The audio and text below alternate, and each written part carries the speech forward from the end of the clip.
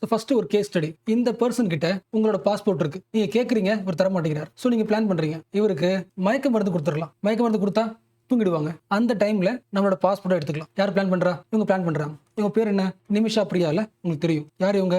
Nurse. Okay, மயக்க மருந்து கொடுத்தாச்சு. பட் அந்த மயக்க மருந்து இவரை சாகடிச்சிருது. So what is the conclusion? இந்த ஆளை இவங்க என்ன பண்ணிட்டாங்க? கொண்டுட்டாங்களா? இட்ஸ் லைக் மர்டர் தானே. இப்போ இந்த கேஸுக்கு என்ன தீர்ப்பு கொடுப்பீங்க? நீங்க தீர்ப்பு கொடுக்கறதுக்கு முன்னாடி இந்த கேஸ் இருக்குல்ல, இந்த இஷ்யூ எங்க நடக்குதோ அதை பொறுத்து என்ன மாறும்? ஜஸ்டிஸ் மாறும். ஸோ இந்த கிளாஸோட மெயின் பர்பஸ் என்ன? இந்த கேஸை டிஸ்கஸ் பண்றதை விட ஜஸ்டிஸை அனலைஸ் பண்ண போறோம். ஜஸ்டிஸை அனலைஸ் பண்ண போறோம் ஃபிலாசபிக்கலா. ஓகேவா? இப்போ அகைன் வரலாம். அந்த பேர்லேயே தெரியுதுல, இவங்க இந்தியன் நர்ஸ், மலையாளி. இந்த ஈவெண்ட் எங்க நடக்குது? ஏமன்ல, வேற ஒரு நாட்டில். ஸோ அந்த ஸ்டேட் படி நிமிஷா பிரியா பண்ணது மர்டர், தேர்ஃபோர் டெத் பெனால்ட்டி கொடுக்கப்படுகிறது. ஸோ அகைன் சொல்றேன், இந்த கேஸ்ல நம்மளோட கியூரியாசிட்டி என்ன? ஷீஸ் அன் இந்தியன், அது ஓகே. பட் டெத் பெனால்ட்டி கொடுத்தது யாரு? யமன் ஸ்டேட். யமன் ஸ்டேட் எந்த லா ஃபாலோ பண்ணுது? இஸ்லாமிக் லா. அப்ப இஸ்லாம் வந்து ஒரு தப்பு நடக்குதுன்னா அந்த தப்புக்கு என்ன மாதிரி பனிஷ்மெண்ட் தருது?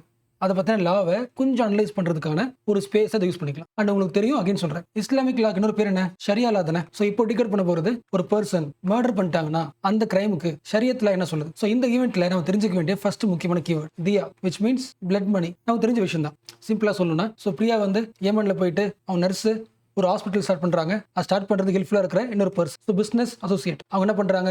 இவங்களோட பாஸ்போர்ட்டை தர மாட்டேங்கிறாங்க. ஸோ மயக்க மருந்து கொடுத்து ட்ரை பண்றாங்க, இறந்து போயாச்சு. ஸோ இவங்களுக்கு டெத் பெனால்ட்டி கொடுத்தாச்சு. பட் இஸ்லாமிக் லா படி இந்த டெத் பெனால்ட்டியை வேறான்னு சொல்ல முடியும். யார் சொல்ல முடியும்? இறந்து போனாங்களே அவங்களோட பேரண்ட்ஸ், அவங்களோட பிளட் ரிலேஷன். சரி பரவாயில்ல, இவங்க தெரியாம பண்ணிட்டாங்க, இறந்து போனவங்களோட ஃபேமிலி நாங்க என்ன பண்றோம்? மன்னிச்சு விட்டுறோம். எங்க ஃபேமிலி ஒரு உயிர் இழந்திருக்கு, அவங்க தான் எங்க ஃபேமிலியோட இன்கம் ஜென்ரேஷன் ஆளே. ஸோ எங்களுக்கு என்ன பண்ணுங்க? ஏதாவது பே பண்ணுங்க. நேச்சுரலா பண்றது தானே. ஒரு ஃபேமிலி வந்து நாங்கள் மன்னிச்சு விட்டுறோம்னு சொன்னதுக்கு அப்புறம் நீங்க என்ன பண்ணுவீங்க? சரி அட்லீஸ்ட் அவங்க ஹெல்ப் பண்றதுக்கு ஒரு காசு கொடுப்போம்ல. ஒரு உயிர் போயிடுச்சு, அப்போ அதுக்கு ஈக்குவலாக ஒரு அமௌண்ட் கொடுத்து அந்த ஃபேமிலியை சமாதானப்படுத்துவோம்ல. அந்த மாதிரி ஒரு ஐடியா எங்க இருக்கு? இஸ்லாமிக் லால இருக்கு. அதுக்கு பேரு தியா, பிளட் மணி. யோசிக்க முடியல. ஒருவேளை அந்த கில்லிங் இருக்குல்ல, அந்த மர்டர் வந்து ரொம்ப வயலண்டா இருக்கு, இன்டென்ஷனலா இருக்குன்னா அந்த ஃபேமிலி என்ன பண்ண மாட்டாங்க? கண்டிப்பாக வாங்க மாட்டாங்களே காசு. இல்லை அவன் பண்ண தப்பு, அவனுக்கு என்ன பண்ணுங்க? பனிஷ் பண்ணுங்க, டெத் பெனால்ட்டி கொடுங்கன்னு சொல்லுவாங்க. பட் ஒருவேளை மன்னிச்சு விடலான்னு தோணுச்சுன்னா அதுக்கு பேர் என்ன சொல்லுவாங்க? மர்சி தானே. சரி பரவாயில்ல, எங்க ஃபேமிலில இருந்து ஒரு உயிர் போயிருக்கு, பட் இருந்தாலும் பரவாயில்ல, மன்னிச்சு விடுறோம். அதுக்கு ஈக்குவலா நீங்க என்ன பண்ணுங்க? பே பண்ணுங்க. யார் சொல்றா? ஷரியத்துல. அண்ட் இந்த பாயிண்ட் நான் வச்சு எல்லா டைமே சொல்லாது. தியான்றது எப்பயாவது ஒரு தடவை யூஸ் பண்றது. குரான் எதை பத்தியும் பேசுது? எப்படி மன்னிச்சு விடலான்னு மெர்சி பத்தி பேசுதோ, அட் தி சேம் டைம் குற்றம் பண்ணவன் என்ன பண்ணானோ அதே தண்டனை அவனுக்கு கொடுத்துடணும். ஃபார் எக்ஸாம்பிள், நீ வந்து இவனோட கண்ணு எடுத்தனா அவனோட கண்ணு எடுத்துருங்க. நீ அவன் உயிரை எடுத்துட்டனா அவங்க நீங்க எடுத்துருங்க. நீ என்ன குற்றம் பண்ணியோ அதே குற்றம் உனக்கு. இதுக்கு பேர் என்ன?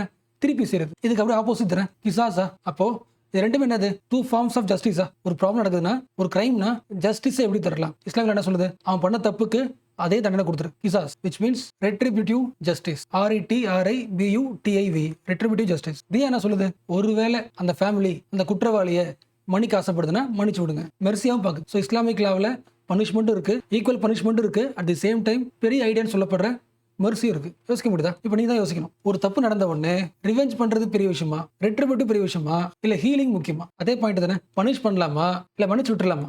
Forgiveness, which is most powerful. Forgiveness தானே, mercy தானே. ஸோ ப்ராஃபிட் வந்து இதையும் கோட் பண்றாரு. எல்லா டைமுமே கேபிட்டல் பனிஷ்மெண்ட்டே யோசிக்கணும் அவசியம் கிடையாது, டெத் பெனால்ட்டி தரணும் அவசியம் கிடையாது, ரெட்ரிபியூட்டிவ் யோசிக்கணும் அவசியம் கிடையாது. நீங்க ஃபர்கிவ்னஸும் பண்ணலாம், மெர்சியும் கொடுக்கலாம். ஏன்னா இந்த உலகத்துல மிகப்பெரிய விஷயம் எது? மெர்சி. அப்போ நீங்க ஒரு விஷயத்துல ஒரு இன்சிடென்ட்ல மெர்சி காட்டினீங்கன்னா உங்களுக்கு கடவுள் என்ன பண்ணுவாரு? மெர்சி கொடுப்பாரு. யார் சொல்றா? ப்ராஃபிட் சொல்றாரு. ஸோ எப்படி சமரைஸ் பண்ணலாம்? இஸ்லாமிக் லாவிலேயே ரெண்டு வகையான ஜஸ்டிஸ் பார்க்க முடியும். ஒன்று வந்து ரெட்ரிபியூட்டிவ் ஜஸ்டிஸ், பழிக்கு பழி, capital punishment, and I for an I. Restorative justice, பரவாயில்ல அதே குற்றத்தை நான் பண்ண தேவையில்ல, மன்னிச்சு விடலாம், காம்பன்சேஷன் வாங்கிக்கலாம். Restorative justice. ரீஸ்டோரேட்னா புரியுதா? நீ தப்பு பண்ணிட்ட, உன்னை தூக்கில போட வேணாம், பட் இந்த லிஸ்ட் ஆஃப் வேலைகளை நீ பண்ணு, 4 பேருக்கு ஹெல்ப் பண்ணு, மக்களுக்கு காசு கொடு, உங்களோட அடிமையா இருந்தாங்கன்னா அந்த அடிமையை விட்டுரு. ஸோ ஹீலிங் பண்றது அந்த வழியாகவும் பண்ணலாம். ஸோ இப்போ இந்த விஷயத்தை இந்த நர்ஸ் கேஸோட என்ன பண்ணலாம்? லிங்க் பண்ணி பார்க்கலாம். இவங்க பண்ண கிரைம் வந்து இன்டென்ஷனலா ஆக்சிடென்டா? ஆக்சிடென்டல் சொல்லலாமா? என்ன ரீசன்? என்னோட மெயின் பர்பஸ் என்ன? அவரை கொலை பண்றது கிடையாதுல்ல. நர்ஸோட இன்டென்ஷன் இஸ் வாட்? பாஸ்போர்ட் வாங்குறது தானே. அப்ப இந்த சிச்சுவேஷன்ல shall we expect Quranic mercy? குரான்ல இருக்கிறபடி மெர்சி எக்ஸ்பெக்ட் பண்ணலாமா? இல்ல ஏன் பேசுறோம்? ஏமன்ல நடக்கிறதுனால, ஷரியத்துல ஃபாலோ பண்றதுனால இந்த இன்டர்பிரேஷன் கொடுக்கும். ஸோ ஆல்மோஸ்ட் நியூஸ் முடிஞ்சு போச்சு. ஆனா உங்களுக்கு தெரிஞ்ச இன்னொரு வார்த்தையை அகைன் ரிவிஷன் பண்றேன். குரான்ல என்ன இருக்கும்? கடவுளோட வார்த்தைகள் இருக்கும். ஸோ கடவுளோட வேர்ட்ஸை ஃபாலோ பண்ணி தான் இஸ்லாமிக் லா ஃபாலோ பண்ணுது, இது தெரியும். அட் தி சேம் டைம் ஒரு ஜஸ்டிஸ் தரும்போது இன்னொரு புக் இருக்குல்ல, ஹாடித். What is ஹாடித்? கடவுளோட பிரதிநிதி யாரு? ப்ராஃபட். ப்ராஃபட் தன்னோட லைஃப்ல நடந்த சம்பவங்கள் குட்டி குட்டி ஸ்டோரியா இருக்கிற புக் தானே. அது ஒரு புக்கா கேட்டா கிடையாதுல்ல, நிறைய புக்ஸ் இருக்கு, கம்பைலேஷன் ஆஃப் புக்ஸ் இருக்கு. அதெல்லாம் சொல்லுவோம் ஹேட்னு சொல்லுவோமா? அதாவது ப்ராஃபிட் தன் லைஃப்ல நடந்த ஸ்டோரி, அவர் சொன்ன விஷயங்களை கம்பைல் பண்ணி எழுதின புக்ஸா? ஸோ குரான் என்ன இருக்காது? ஹேடித் இருக்காது. கரெக்டா? குரான்ல இருக்கிறது கடவுளோட வார்த்தை, கடவுளோட விஷயங்களை பரப்ப வந்த ப்ராஃபிட்டோட லைஃப், அவருக்கு நடந்த ஸ்டோரிஸ், அவர் பேசின விஷயங்கள் எல்லாத்தையும் அதுக்கப்புறம் லேட்டரா கலெக்ட் பண்ணி கம்பைலேஷன் ஆஃப் புக்ஸ் எல்லாம் இருக்கு. கம்பைலேஷன் ஆஃப் புக்ஸ், அதுக்கு பேர் என்ன? ஹேடித். யோசிக்க முடியுதா? சம்டைம்ஸ் எப்படி கான்ஸ்டியூஷன்ல ஒரு லைன் ப்ராப்ளமாக இருக்கும்போது நம்ம என்ன பண்ணுவோம், இந்த கான்ஸ்டியூஷனை உருவாக்குன கான்ஸ்டியூண்ட் அசம்பிளியில் என்ன பேசியிருக்காங்க செக் பண்ணுவோம்ல, சேம் லைக் தட். குரான்ல ஒரு லைனை புரிஞ்சுக்க முடியல, டஃபா இருக்குன்னா அதே விஷயத்தை பத்தி ஹதீஸ்ல ப்ராஃபட் சொன்ன வார்த்தை இருக்கும், ப்ராஃபட்டோட ஸ்டோரி இருக்கும், அதை யோசிச்சு லிங்க் பண்ணி என்ன பண்ணலாம், ஜஸ்டிஸை கொடுக்க முடியும். அண்ட் இந்த கலெக்ஷன் ஆஃப் ஹதீஸ் புக்ஸ்க்கு பேர் வந்து குட்டுப் அல் சிட்டா. ஆத்தென்டிகேட்டடா ஒரு 6 புக்ஸ் இருக்கு. ப்ராஃபட் என்ன சொன்னாரு, அவர் லைஃப் நடந்த ஸ்டோரிஸ் கலெக்ட் பண்ண ஒரு 6 புக்ஸ் இருக்கு. அது யாரும் வேணா படிக்கலாம். ஸோ அவர் என்ன சொன்னாரு, அவர் என்ன பண்ணாரு, அவருடைய வாழ்ந்தாருன்ற எல்லா கதைகளும் அதில் இருக்கும். ஸோ அதை படிக்கும்போது ப்ராஃபட் கிட்ட அவர் கூட பழகின ஒரு ஃபீல் கிடைக்கும். யாரும் வேணா படிக்கலாம். ஸோ சிம்பிளா சொல்லணும்னா குரான் இஸ் தி காட்ஸ் மெசேஜ், ஹதீஸ் இஸ் தி ப்ராஃபட் மெத்தட். எல்லா மெசேஜ் அவருக்கு தெரியும், அவர் லைஃப்ல எப்படி யூஸ் பண்ணார், ப்ராக்டிகல் ரியாலிட்டி ரெண்டுமே இருக்கு. ஸோ இப்போ இந்த இன்ஸ்டன்ஸ்ல ஹதீஸை பத்தி நம்ம ஏன் படிக்கிறோம், என்ன ரீசன்? இப்போ பார்த்தோம்ல, மர்சி பத்தி படிச்சோம்ல, மன்னிச்சு விடுறது. இதை பத்தி எங்க பேசிருக்காங்க, ப்ராஃபட் பேசியிருக்காரு. ஹதீஸ்ல பார்க்க முடியும். என்ன சொல்றாங்க? ஸோ ப்ராஃபட் என்ன சொல்றாருன்னா, இருக்கிறதுலே அல்லாஹ் இருக்காருல்ல, அல்லாஹ் இஸ் தி மோஸ்ட் மெர்சிஃபுல். அல்லாவோட ஆக்ஷன் எப்படி இருக்கும், கடவுளோட ஆக்ஷன் வந்து மெர்சிஃபுல்லா இருக்கும். இப்போ அல்லாவே மோஸ்ட் மெர்சிஃபுல்லா இருக்காருன்னா அவங்கள ஃபாலோ பண்ண நாம எப்படி இருக்கணும், மெர்சிஃபுல்லா நடந்துக்கலாம். இது ப்ராஃபட்டோட அட்வைஸ். பிஸ்மில்லா இர் ரஹ்மான் இர் ரஹீம். அப்ப இவ்வளவு மெர்சிஃபுல்லா இருக்கிற ஒரு ஜஸ்டிஸ் வந்து கண்ணுக்கு கண்ணு உயிருக்கு உயிர் அப்படின்னு ரிஜிட்டா மாறதுக்கான காரணம் என்ன? இந்த புக்ஸ் லாஸை ஃபாலோ பண்ற அடுத்து வருவாங்களே அடுத்த ஜென்ரேஷன். ரொம்ப சிம்பிளா சொல்லணும்னா முஸ்லீம் இம்பீரியலிசம். அதாவது ஒவ்வொரு பகுதியில் இருக்கிற ஒவ்வொரு முஸ்லீம் என்ன பண்றாங்க, தன்னோட இடத்த வந்து ஸ்ப்ரெட் பண்றாங்களா, எக்ஸ்பேண்ட் பண்றாங்களா, இடத்த பிடிக்கிறாங்களா, ராஜா மாறுறாங்களா. ஒவ்வொரு குரூப்பும் ஃபாலோ பண்றது என்ன கிடையாது, ஒரிஜினல் குரானிக் ஸ்பிரிட் கிடையாது. அந்த குரூப் அங்க இருக்கிற மக்கள் குரானை எப்படி யோசிக்கிறாங்களோ, எப்படி இன்டர்பிரேட் பண்றாங்களோ, மஸாப்னு சொல்லுவாங்க, அந்த இன்டர்பிரேஷனுக்கு ஏற்ற மாதிரி தான் அந்த குரூப் ஃபாலோ பண்ணுது. ஒவ்வொரு செக்டும் குரானை ஒவ்வொரு மாதிரி இன்டர்பிரேட் பண்ணி அதுக்கேற்ற மாதிரி யூஸ் பண்ணிட்டு இருக்கு. No one is following the original Quranic spirit. யோசிக்க முடியுதா, லிங்க் பண்ண முடியுதா? அப்போ இந்த குரூப்ல நான் ஒரு லீடர்னா நான் சொல்றத எல்லாரும் ஃபாலோ பண்ணணும். என்ன பண்ணலாம், இந்த லாவை பாருங்க, குரானை பாருங்க, நான் சொல்றதான் போட்டிருக்கு. ஸோ உங்களுக்கு பனிஷ்மெண்ட். அந்த செக்ல இருக்கிற லீடருக்கு என்ன பாயிண்ட் சொல்லி ப்ரூவ் பண்ணுமோ அதுக்கேற்ற மாதிரி யூஸ் பண்ணிக்கிறாங்க. டாக்மேட்டிக்கா மாறுது, மேல் சென்ட்ரிக்கா மாறுது. யோசிக்க முடியுதா? குரான் எது கொடுத்துருக்காங்க, ஹதீஸ் எது கொடுத்துருக்காங்க, ஒரு கம்பேஷனேட் லைஃப் ஆர்டர் கொடுத்துருக்காங்க.